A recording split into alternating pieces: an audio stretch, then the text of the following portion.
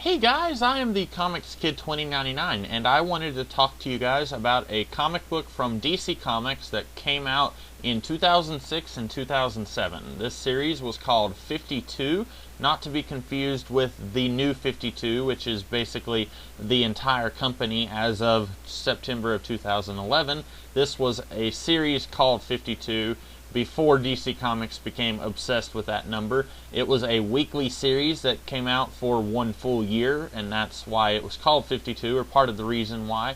And it was written by four guys: Grant Morrison, Mark Waid, Geoff Johns, and Greg Rucka. And there were a whole bunch of artists who worked on this thing. Like, one issue might have an artist who doesn't work on the rest of the series. So I am not going to attempt to name all of the artists who worked on this series, but one of the main artists was Keith Giffen, who did loose breakdowns for every issue, and then some other artists would come in and do more detailed penciling on his breakdowns, where he would just kind of show, okay, this is what's going on, and then someone else would come in and do more detailed stuff. So I have talked a little bit about this over the last couple weeks, briefly mentioned it in one or two videos, and I read all four of these. Actually, I finished reading the last two volumes a couple of weeks ago, so now I can give my very loose thoughts on this series, since it's been a little while, several months, since I read the first two volumes, and then I read the last two whenever I did. I'm not going to have as much to say about it as if I had just been reviewing one volume at a time. So this is going to be a general overview over the whole series. If you read this series, you're going to find stuff that I won't be talking about here. Even if I was doing a 30-minute video, I probably wouldn't be able to talk about everything that is worth talking about. I just kind of want to hit the highlights here. I've said before that I am a gigantic fan of Grant Morrison. I'm also a pretty big fan of Mark Waid. I'm not very much a fan of Geoff Johns. Once in a blue moon, he can surprise me. For example, Superman and the Legion of Superheroes was a storyline in Superman that he wrote that I really enjoyed. But for the most part, Geoff Johns writes stuff that just doesn't do it for me. More specifically, his style doesn't do it for me. And Greg Rucka was kind of the wild card here. I have never really read a whole lot that he's done, and right now I'm just kind of neutral on him. I haven't sought anything out that he's done, so I don't really know if I would really love what he does or really hate. But for the most part, I was really excited for this series. The big reason that I read it was because I heard that it tied in with everything that Grant Morrison was doing from around this time period. I had started reading his Batman run, and I heard that it tied in with 52, and there is a little bit of a crossover there in the final weeks of 52 with Grant Morrison's Batman run, and then his Batman run goes into Batman R.I.P., which ties in with Final Crisis, and Final Crisis kind of picks up a few of the plot threads that were left over by 52, so all of this sort of ties together in a way. However, I would go ahead and say, if you're the kind of person who only reads comic books that air quotes matter and are air quotes important in the overall universe, I would say go ahead and read this anyway. It does have some stuff that is pretty important, but also it's just a really fun and enjoyable story. I should go ahead and mention the formula that was going on here. Basically, all four of the writers, instead of, say, Grant Morrison writing issue 1, Geoff Johns writing issue 2, etc., they all decided to write certain pages of each issue. And honestly, that would be pretty hard. I would say, as an aspiring writer, that sounds like a Herculean task, and I am very impressed with all of the people who are behind this book just because they actually got it out. There were no delays. It all happened as it was meant to happen, more or less. Also, their big goal here was to do a weekly series that lasts for 1 year and kind of focus on some of the lesser known characters of the DC Universe. This was going to be a series that puts Wonder Woman, Batman, and Superman into the background, and instead it focuses on Black Adam, or The Question, or Booster Gold, or Steel. And I would say that's a very admirable thing to do. I like Superman, I like Batman, but sometimes I like reading about the C-list characters, and quite often I feel like some of the C-list characters don't get their due. And so an entire year-long series that mostly focuses on C-list characters and at best B-list characters, that's very admirable and something that I think deserves a lot of applause. Having said that, not every storyline in this series really was, air quotes, for me. Part of that comes from the fact that I am not a huge fan of Geoff Johns, and Greg Rucka is kind of a wild card, as I said. Also, some of these characters just don't really do it for me. This is going to be a little bit of spoilers here, so if you haven't read it, you might want to turn the video off at this point. But for example, when I say some of these stories didn't really do it for me, let me talk about Black Adam. Black Adam is a character who Geoff Johns basically reinvented into a more complex character during his run on JSA, and I don't really care about this character. It's not that I have anything specifically against him, he's just a character that I do not care about. And so to have a year-long storyline involving this guy sort of becoming more of a good guy, and then, spoiler, losing his family and then becoming psychotic, didn't really do anything for me. At the end of the book, basically I felt like he's right at the same place that he was at the very beginning of the book, and I felt like the entire storyline involving him in this series was sort of filler. I know that at the end of the book he is at a place in his life where he is willing to literally murder an entire country, and at the beginning of the book he wasn't quite that extreme, but I still feel like he's basically the same guy at the end of the book as he is at the beginning. And most of these characters, most of the other characters anyway, they are at least more willing and able to go through some kind of character arc. For example, Booster Gold is very different at the end of this book as he is at the beginning. Renee Montoya is very different at the end as she is at the beginning. Natasha Irons is very different at the end as she is at the beginning. I don't really feel like Black Adam is. I think he's more or less the same crazy dude with really powerful powers at the end of the book.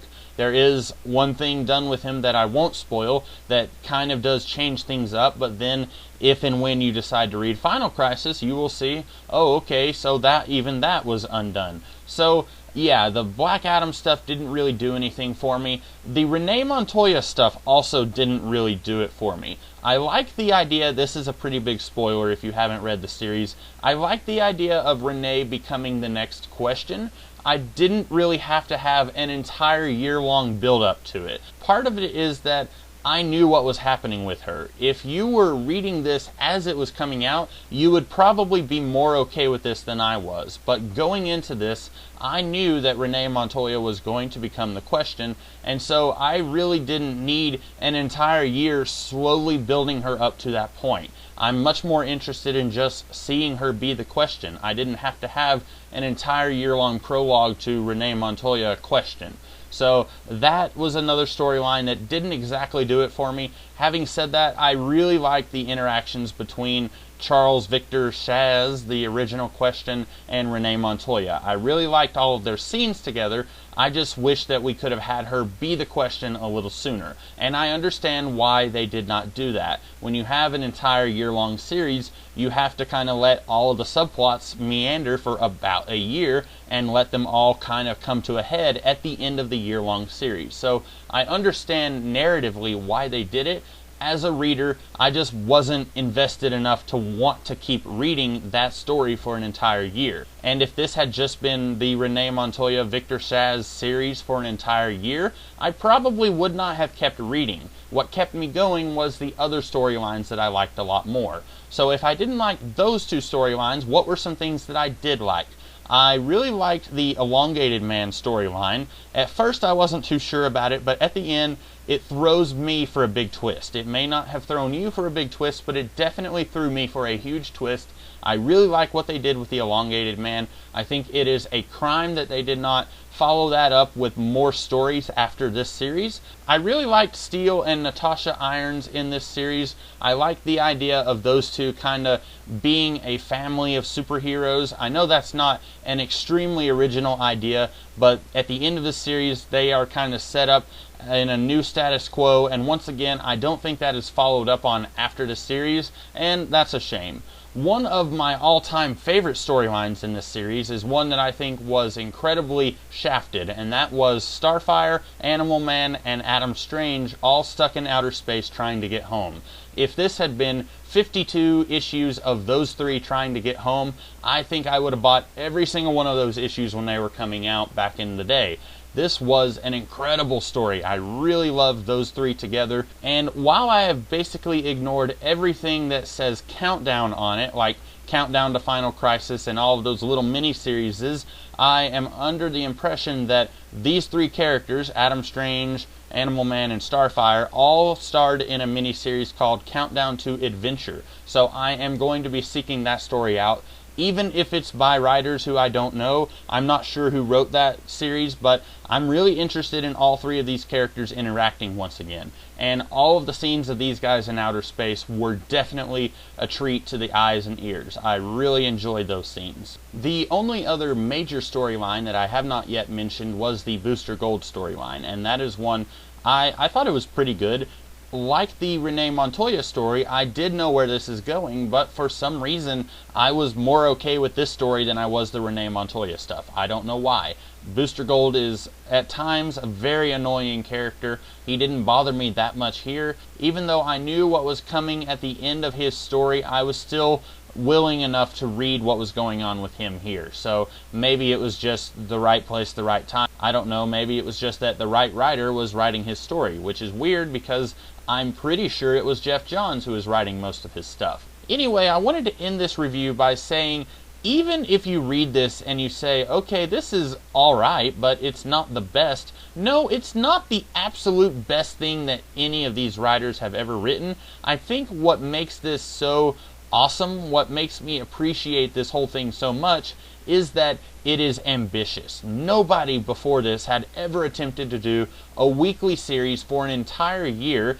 and sure, you could go back to the 1990s when Action Comics was a weekly series, but that also had backup stories, like Blue Beetle is a backup feature in Action Comics during Action Comics Weekly, and also at the time, there was no year-long storyline that was planned in advance, and then you have to try and execute it. You could do a 4-week story and then move on to something else back then. That's not what 52 was doing. 52 was doing 4 or 5 really long form stories and trying to make them all intertwangle, trying to make it all finish and make a little bit of sense by the end, and I think it did a really good job of that. Even when you look at this book and you say, okay, there are a few things that don't quite add up, I'm willing to forgive that because these guys were doing something that looked impossible. And the fact that they were able to do it makes me respect all of these guys as writers much more than I did before. And half of these guys were writers I already liked in the first place. So